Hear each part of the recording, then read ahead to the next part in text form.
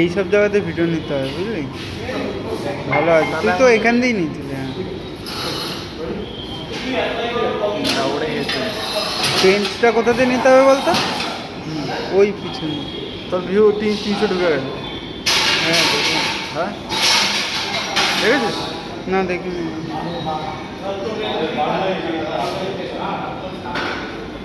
আর একটু বসতে হবে, সিটিং হবে, সিটিং।